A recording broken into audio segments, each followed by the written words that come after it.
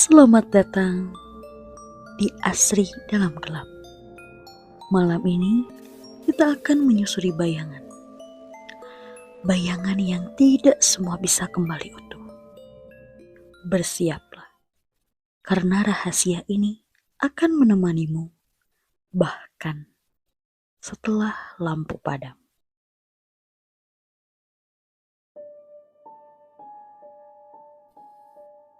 Tidak semua kekayaan datang dari kerja keras.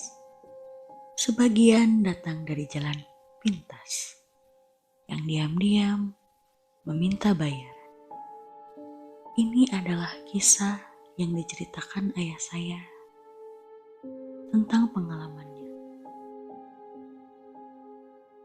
Inilah awal dari semuanya. Awal pesugihan, awal kehilangan.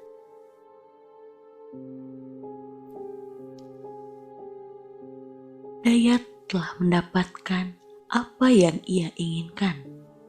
Jabatan, harta. Kehidupan yang dulu hanya sebatas angan, kini benar-benar ada di genggamannya. Ia tidak pernah mengelak ketika ayah menyinggung perjanjian itu. Tidak ada rasa bersalah, tidak ada penyesalan. Dayat justru menikmati kejayaannya dengan kepala tegak dan dada yang membusung. Namun, kejayaan itu lebih pantas disebut fata morgana. Ayah melanjutkan ceritanya.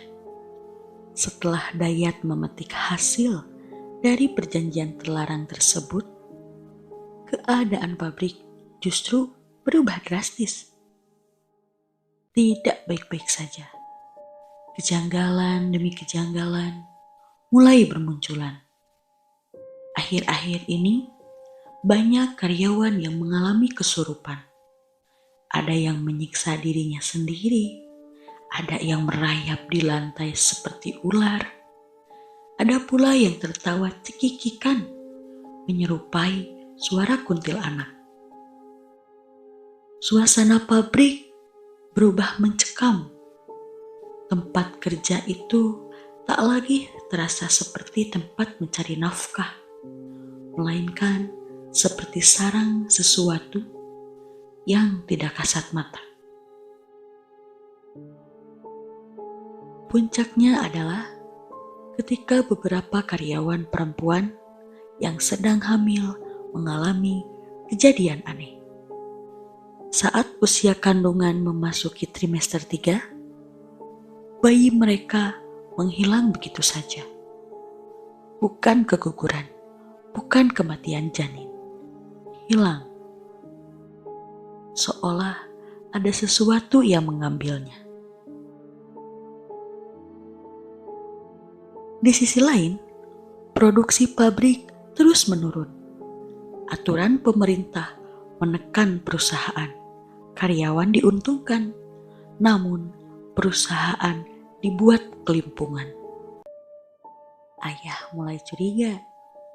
Perusahaan tidak ingin bangkrut. Dan percaya atau tidak, dalam kondisi terdesak, selalu ada jalan yang kotor. Tumbal proyek.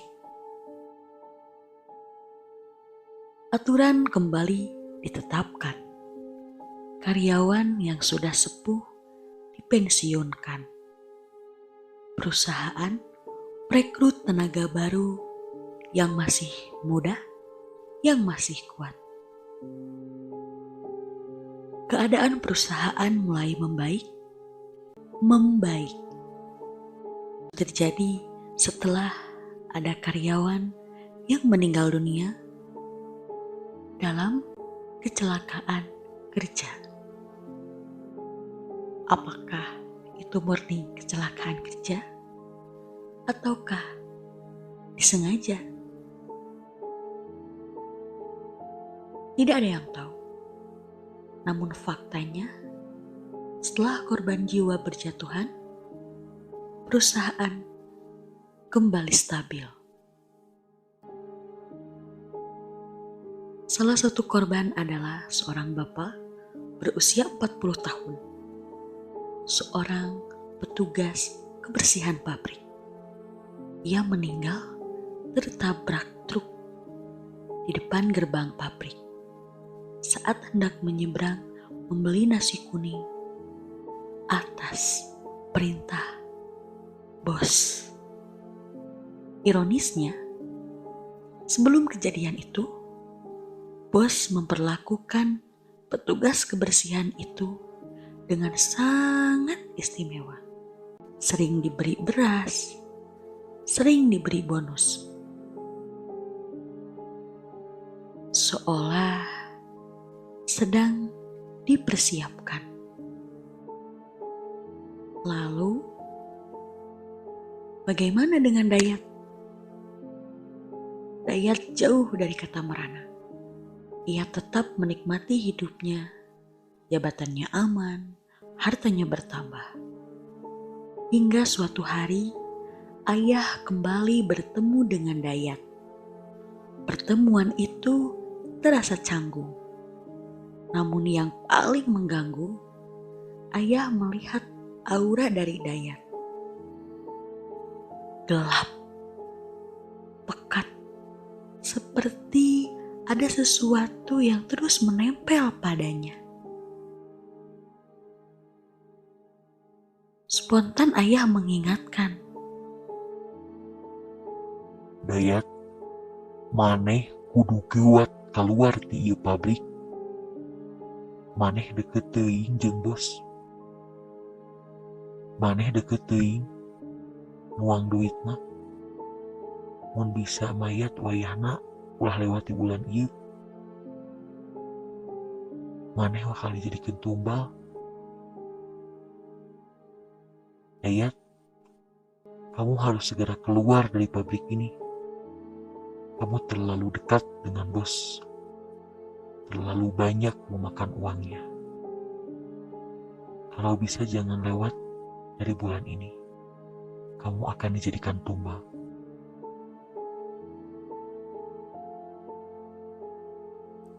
Dayat tertawa kecil, angkuh. Moal mungkin Ron, urang boga panghalang.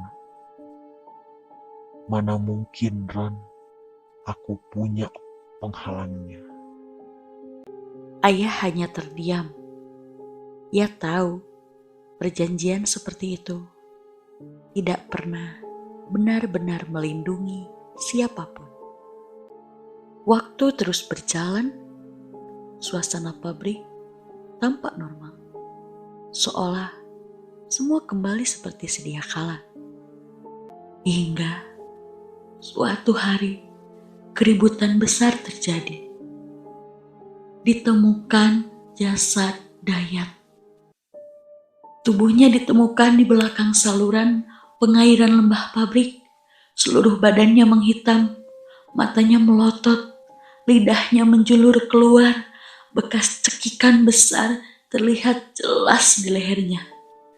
Dan di sekujur tubuhnya terdapat bekas cakaran, bukan cakaran manusia.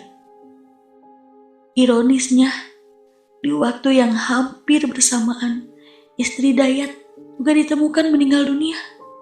Disebut jatuh dari kamar mandi. Namun, kondisi jasadnya nyaris sama dengan Dayat.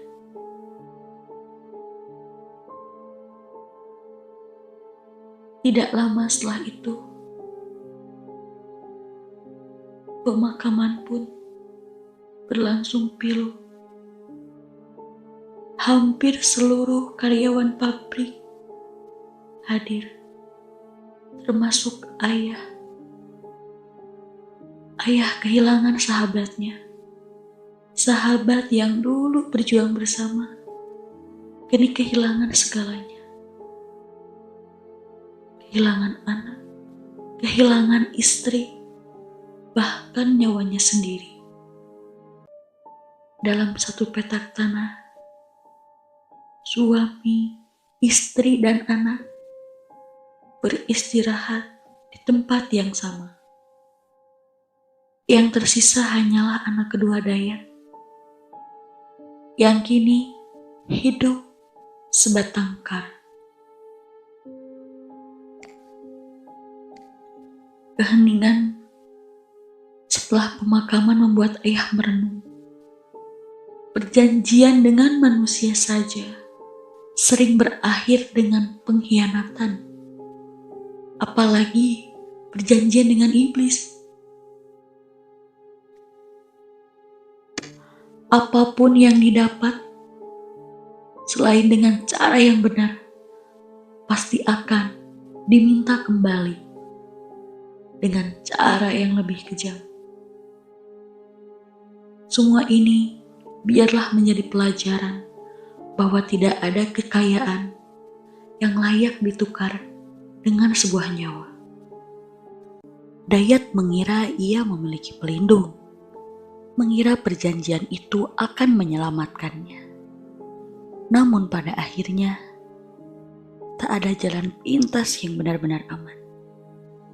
Ia kehilangan anaknya, ia kehilangan istrinya, dan akhirnya nyawanya sendiri. Apa yang didapat dari perjanjian terlarang tidak akan pernah menjadi milik untuk selamanya. Semua hanya titipan sampai waktu penagihan tiba. Kisah ini bukan sekedar horor, melainkan peringatan bahwa tidak ada kejayaan yang layak dibayar dengan nyawa. Itulah kisah Dayat dan ayah. Dengan perjalanan Dayat berakhir tragis dalam hidupnya.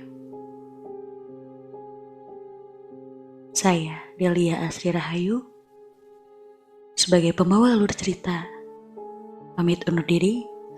Wassalamualaikum warahmatullahi wabarakatuh.